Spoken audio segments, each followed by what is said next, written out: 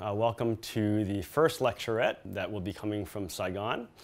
This is hopefully a first of a series of lecturettes that you students of the Art History and Theory course, whether you're in Singapore, Vietnam, or Melbourne, will be receiving from lecturers throughout the sort of RMIT community.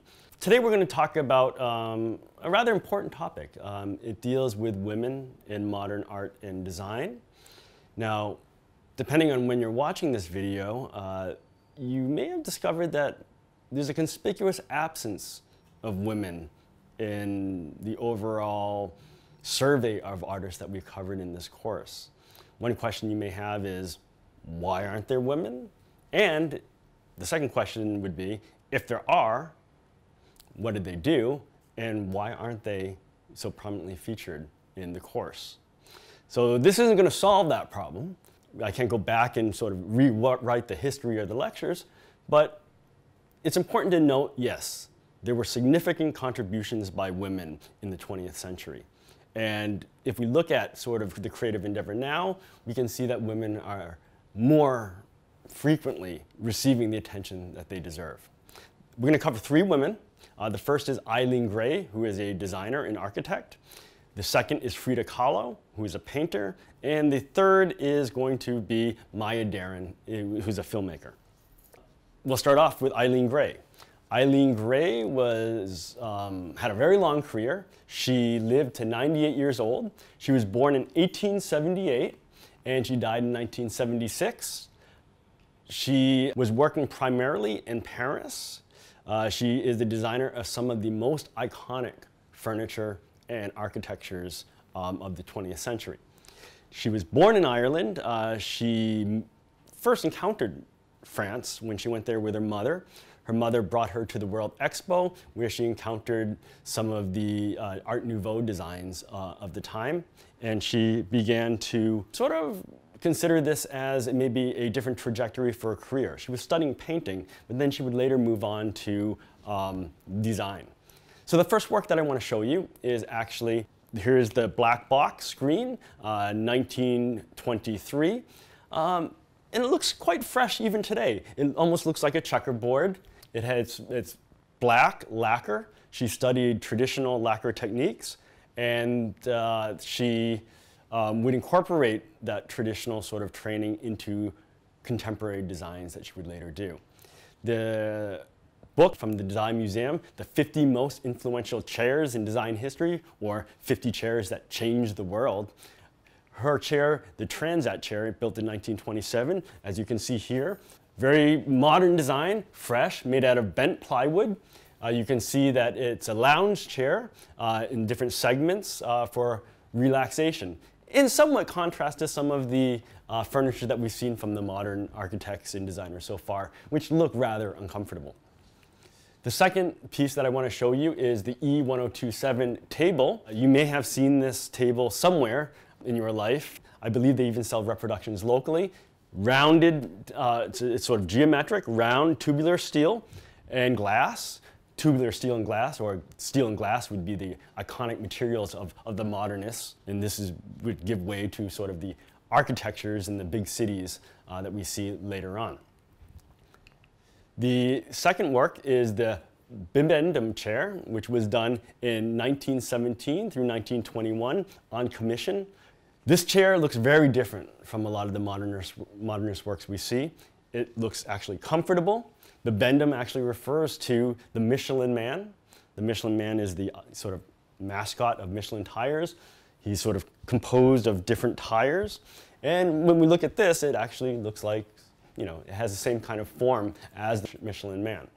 One of the architectures she built is the E1027 house. The letters stand for letters in the alphabet, the sequence at which they occur. And it actually is sort of a code for Eileen Gray and her partner.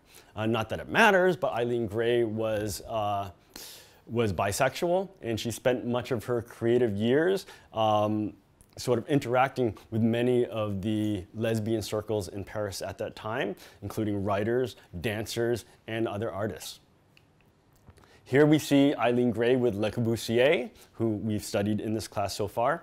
Le Corbusier, architect, painted, I believe this isn't in her house. He painted a number of murals that were featured in the 1027 house. Eileen Gray evidently didn't take to them well. Shortly, well, not shortly, but eventually, Eileen Gray removed these murals from her house. And unfortunately, Le Corbusier, who also built his residence nearby, drowned very near the E1027 house in the ocean. The second person I want to discuss is Frida Kahlo. Frida Kahlo is a Mexican artist. She is perhaps one of the top three, I would say, most recognizable names in 20th century painting by women artists.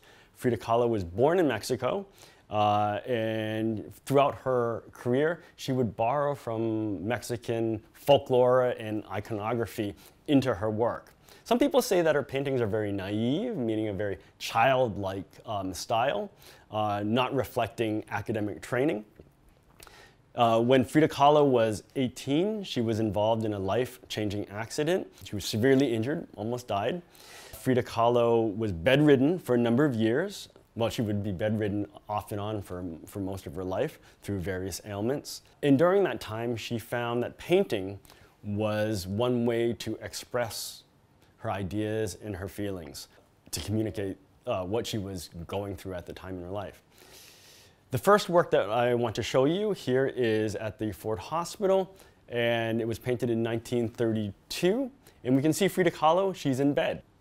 She, attached to her body are different sort of objects attached by a umbilical cord, and showing that showing that she has a very unique style. It seems almost surrealist. We have kind of a flat plane in the background, and we see different objects attached to her, such as a baby. She had miscarriages during her life, which affected her, and you can see the different objects attached to her. She obviously was affected by not being able to conceive children. And the second piece is the two Fridas. Frida was always jumping in between sort of the woman, the public figure that she was as a prominent communist in Mexico. She was also had an affair with Leon Trotsky at that time. Leon Trotsky was later assassinated in Mexico. Frida Kahlo was trying to balance, her public sort of presence and her personal life, and we can see in this painting that she's also connected these two hearts in dialogue with one another, the sort of public figure and her sort of subjective personal self. And the last person that I want to talk about is Maya Deren. Maya Deren, we will see this film in class. It's called Meshes in the Afternoon, black and white film. Very, very interesting. Even now, when we watch this film, we're sort of kind of perplexed about what's going on here. It sort of runs in a narrative loop, and in each time it slightly changes its configuration. She made this with her second husband, Hamid, and the music soundtrack is by her third husband. She married several times. This seems to be a trend among artists, apparently. This is probably her best known work. It was done in 1943. It's a work that even today filmmakers refer to as being influential. Some of the avant-garde filmmakers such as Kenneth Anger and Stan Brakhage cite this film as being sort of life-changing. She was also, importantly, sort of an outsider. Now we sort of see a lot of different genres of film.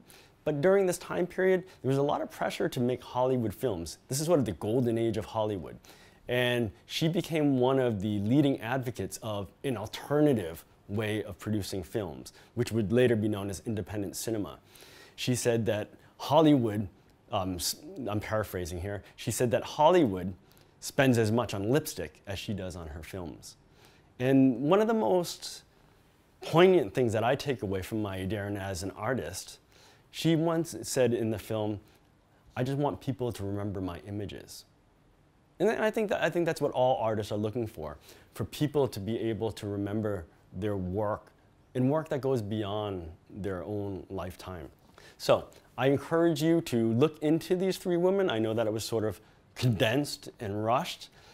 But as you'll see at the end of this lecturette, there are some references for you to look into these 3 women, and I encourage you to hopefully find other women in the course of your investigations.